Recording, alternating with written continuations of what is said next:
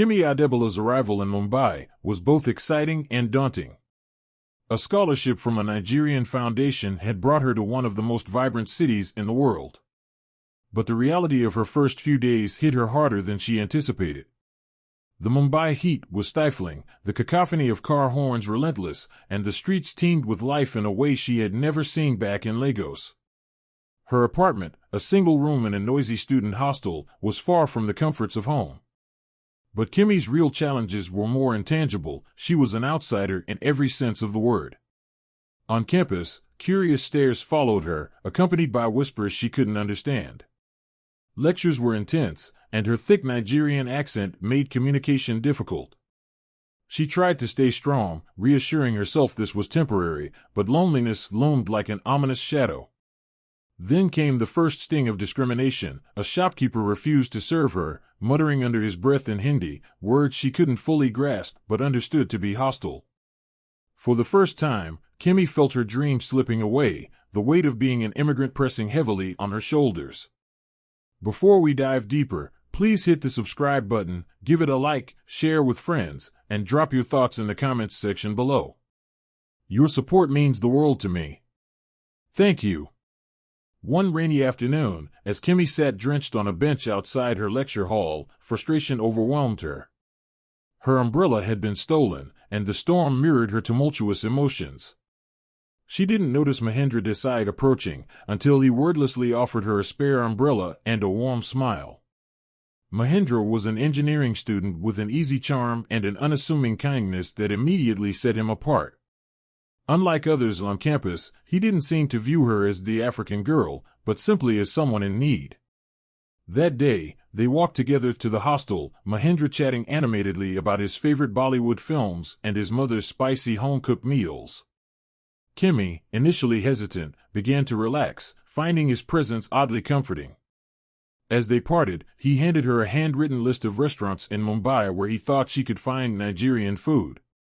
"Just in case you're homesick," he said with a grin. Kemi clutched the note tightly, realizing for the first time that she had made a connection, albeit a small one, in this foreign land. Mahendra and Kemi's friendship blossomed in unexpected ways. They bonded over late-night study sessions and walks through the bustling bazaars of Colaba, where Mahendra introduced her to the chaos of Indian street food, and she, in turn, shared tales of Lagos' bustling markets. There were moments of laughter, like when Kemi tried to eat a samosa and nearly choked on the unexpected spice, and moments of solemnity, when Mahendra admitted how societal expectations weighed heavily on him as the eldest son in a traditional Indian family. Through these exchanges, they found common ground. Both were fighting battles they hadn't anticipated, Kemi against prejudice, and Mahendra against familial obligations. It was during one of these conversations, under the soft glow of streetlights on Marine Drive, that Mahendra told her, "You don't have to change who you are to belong, Kemi. Sometimes, the world just needs to catch up to you." Those words lingered with her, filling the cracks of her self-doubt with hope. As their friendship deepened, Kemi began noticing the little things about Mahendra that made her heart flutter. His infectious laughter, the way he always carried an extra notebook for her during their study sessions, and how he never hesitated to stand up for her when others treated her unfairly. Mahendra, too, found himself drawn to Kemi's resilience and intelligence. One evening, after a particularly grueling day at the library, they found themselves at an old cinema house in Bandra. The movie was a romantic Bollywood drama, and though neither of them paid much attention to the plot, there was an unspoken connection between them as they shared popcorn and laughter. By the time they left the theater, walking hand in hand under the city's twinkling lights, both were acutely aware of the shift in their relationship.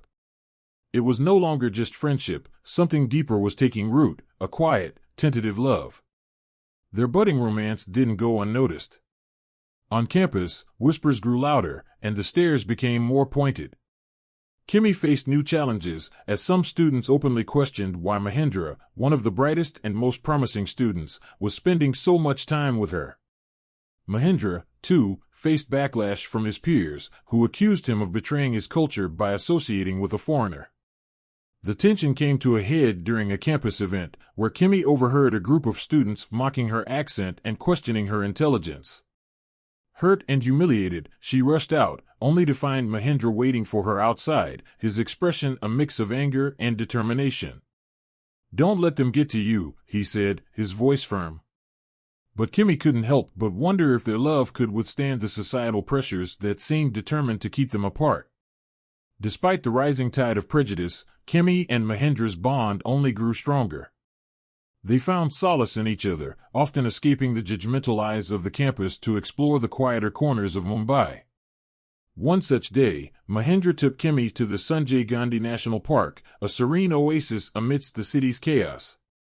As they strolled through the park, Mahendra shared stories of his late father, a man whose dreams for his son clashed with the younger Mahendra's desires to pursue his own path.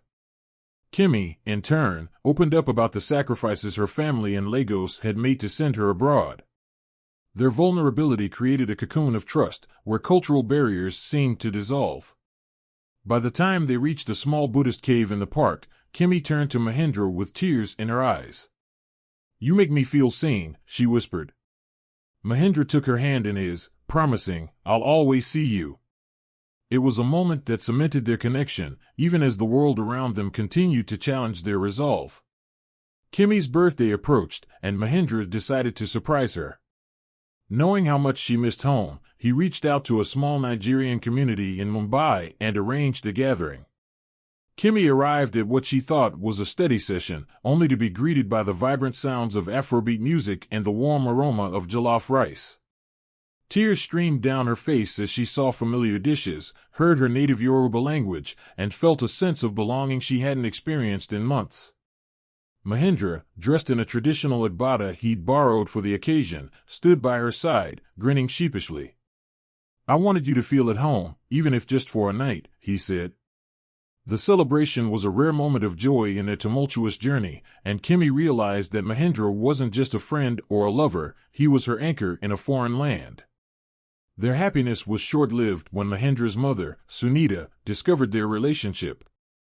A devout and traditional woman, Sunita was horrified at the idea of her son being romantically involved with a foreigner.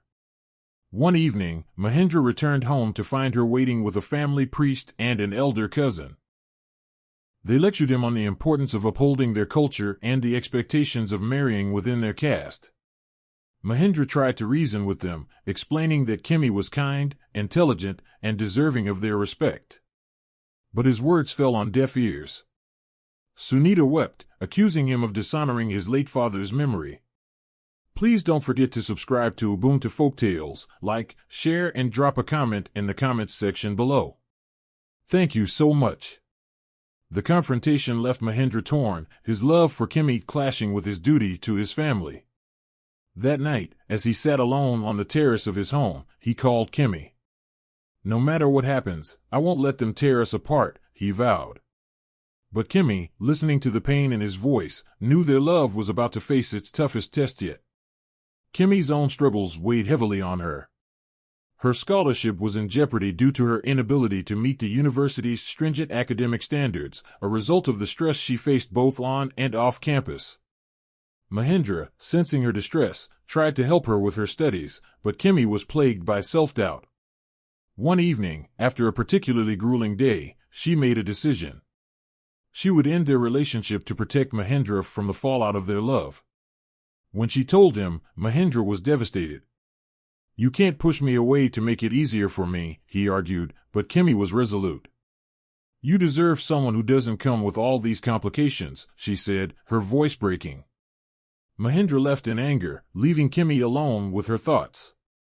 That night, she cried herself to sleep, the weight of her choice crushing her. But in her heart, she couldn't help but wonder if she had made a mistake. Weeks passed, and both Kemi and Mahendra struggled with their separation. Kemi buried herself in her studies, determined to prove she could succeed on her own, while Mahendra threw himself into his projects, though his heart wasn't in them. One fateful evening, they crossed paths at a charity event organized by the university. Mahendra was volunteering at a booth, and Kemi was there as part of a student committee. Their eyes met across the crowded hall, and for a moment, everything else faded away. Later that night, Mahendra found her standing alone on the terrace, staring at the city lights. "I've missed you," he said simply. Kemi turned to him, tears in her eyes. I thought I was doing the right thing, she admitted. Mahendra stepped closer, taking her hands in his. The right thing is being together, no matter how hard it gets, he said. That night, under the Mumbai skyline, they reconciled, vowing to face whatever challenges lay ahead, together. The renewal of Kemi and Mahendra's relationship sparked a series of tensions on campus, with whispers of discontent reaching a fever pitch. Among those most vocal in their opposition was Vikram, Mahendra's childhood friend and fellow engineering student. Vikram had always admired Mahendra for his brilliance but felt betrayed by his closeness to Kemi. His disdain was rooted not just in cultural pride but also in jealousy of the way Kemi inspired Mahendra to stand firm in his beliefs, something Vikram had never managed to do for himself.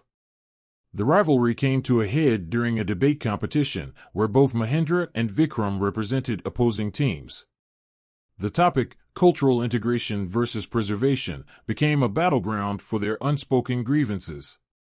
Vikram argued passionately about the dangers of losing tradition, indirectly targeting Mahendra and Kemi's relationship. Mahendra, however, countered with a heartfelt speech about the beauty of diversity and the strength of love that transcends borders. Though his team lost the debate, Mahendra's words resonated with many in the audience, leaving Vikram to brood in silence. The encounter was a stark reminder that Kemi and Mahendra's love was more than personal, it was symbolic of a fight against prejudice and rigidity. Kemi's struggles were far from over. With her scholarship hanging by a thread, she faced an academic review panel. The stress was overwhelming, and Mahendra did everything he could to support her, even sacrificing his own study time to tutor her. But as the review date approached, Kemi's fears grew. She attended the hearing alone, her heart pounding as the professors scrutinized her performance and questioned her commitment.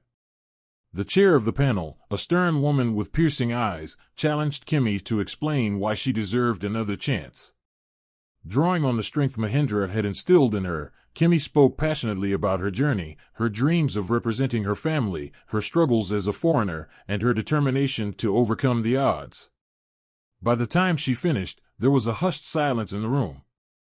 The panel ultimately decided to renew her scholarship, but with a strict academic probation.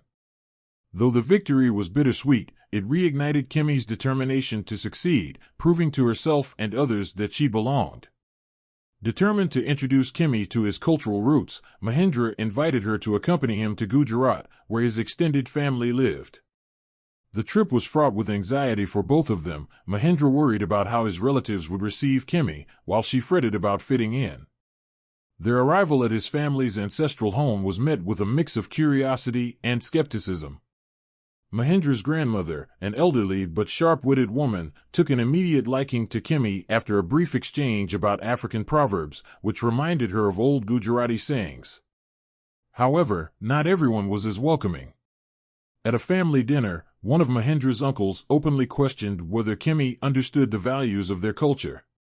Kemi, feeling cornered, replied calmly, "Respect, love, and resilience are values I hold dear, are they not universal?" Her response earned a grudging nod of approval, but the tension remained palpable. The trip, while challenging, strengthened Kemi and Mahendra's resolve, as they realized that their love wasn't just for themselves, but a bridge between their worlds. As their love deepened, so did the challenges. The backlash from Mahendra's family intensified, with his mother, Sunita, orchestrating a meeting with a prospective bride from a respected family. Mahendra, furious at the betrayal, confronted his mother, accusing her of trying to control his life. Sunita, in tears, begged him to consider the consequences of his actions, not just for himself, but for the family's reputation. The argument drove a wedge between them, and Mahendra began spending more time at the hostel, avoiding home altogether. Meanwhile, Kemi faced her own breaking point when a group of students vandalized her room, leaving hateful messages on the walls. The incident shook her to the core, and for the first time, she questioned whether staying in India was worth the pain. In a tearful conversation, she told Mahendra, "Maybe I'm not strong enough for this." Mahendra, holding her close, replied, "You've already proven your strength, Kemi. But if you leave, you won't just be giving up on us, you'll be giving up on yourself." The turning point came during a university cultural festival, where Kemi and Mahendra were invited to share a presentation on their experiences as an intercultural couple. Reluctant at first, Kemi eventually agreed, seeing it as an opportunity to challenge the prejudices they faced. On stage, they spoke candidly about their journey, about the discrimination, the sacrifices, and the love that kept them going. Mahendra shared how Kemi's courage inspired him to stand up to societal expectations, while Kemi spoke about how Mahendra's support gave her the strength to navigate a foreign world. Their heartfelt presentation left the audience silent, many moved to tears. By the end of the event, they received a standing ovation, with several students approaching them to apologize for past behavior. The festival marked a shift, not just in how they were perceived, but in how they perceived themselves. For the first time, they felt a glimmer of hope that their love could not only survive but thrive, paving the way for others to challenge the barriers of culture and tradition. Though the cultural festival helped soften some of the animosity toward Kemi and Mahendra, their challenges were far from over. Back home, Sunita's resentment deepened. Determined to end the relationship, she enlisted the help of a prominent community elder, who arrived unannounced at the family home one evening to deliver an ultimatum.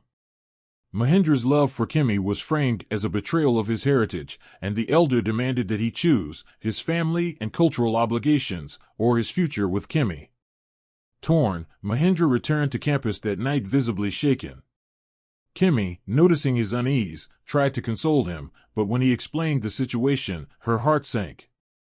"You shouldn't have to choose," she whispered, though the fear of losing him was written all over her face. The pressure from both families began to strain their relationship, turning their once joyous love into a battlefield.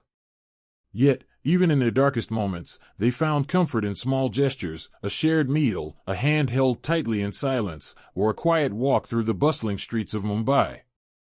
Sunita's opposition began to waver when she witnessed an unexpected act of kindness. One evening, as she returned home from the temple, she stumbled and fell on the crowded street. Kemi, who happened to be nearby, rushed to her aid, ignoring the onlookers who murmured judgmental comments. Sunita was initially cold, refusing to meet Kemi's eyes as she was helped into a cab, but the incident stayed with her. Days later, Sunita attended a charity event at Mahendra's insistence, where she watched Kemi lead a project aimed at providing English classes for underprivileged children. Seeing Kemi's dedication and the way the children looked at her with admiration, Sunita began to question her assumptions. Later that night, she confided in Mahendra, admitting, "She's not what I expected." Though she didn't openly bless their union, her hostility softened, offering Mahendra and Kemi the glimmer of hope. Buoyed by Sunita's gradual change of heart, Kemi and Mahendra decided to take their relationship to the next level by moving into a small apartment together. The decision was met with mixed reactions. While their close friends supported them, the move drew backlash from more conservative circles on campus and within Mahendra's family. The apartment, a modest space in a bustling neighborhood, became their sanctuary, a place where they could be themselves, free from judgment. It was here that they discovered new layers to their relationship. Mahendra learned to cook Nigerian dishes, albeit clumsily, while Kemi tried her hand at Bollywood-style dancing, often ending in fits of laughter. Despite the challenges outside their four walls, the apartment became a symbol of their love, a reminder that they could build a life together, one step at a time. As their relationship grew stronger, Mahendra began to think about their future. On the night of Kemi's academic award ceremony, where she was recognized for her remarkable improvement, he decided it was time to take a leap of faith. After the ceremony, he took Kemi to Marine Drive, the same place where they had first realized their feelings for each other. Under the twinkling city lights and the vast expanse of stars, Mahendra got down on one knee and presented her with a simple yet elegant ring. "Kemi, you've been my strength, my inspiration, and my heart. Will you marry me?" he asked, his voice trembling with emotion. Kemi, overwhelmed, nodded as tears streamed down her face. "Yes, Mahendra. 1,000 times, yes." Their embrace under the Mumbai skyline marked a new chapter in their love story, one filled with both promise and uncertainty.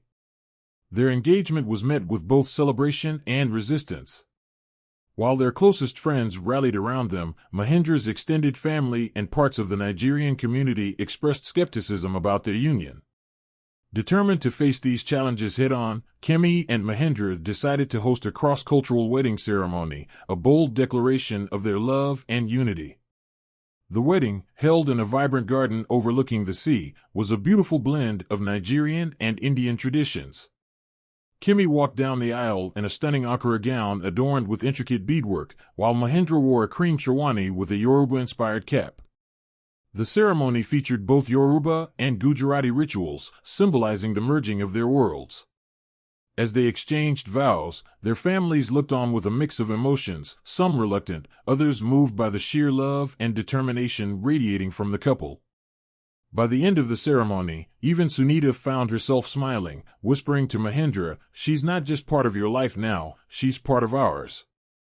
Their wedding wasn't just a union of two individuals, it was a testament to the power of love to break barriers and challenge societal norms. Kemi and Mahendra's journey became a story that inspired others on campus and beyond, a reminder that love, when nurtured with resilience and compassion, could indeed conquer all. Thank you for watching. Please hit the subscribe button, share it with someone, like the video, and tell me about your thoughts in the comments section. Your support fuels this journey. Thank you.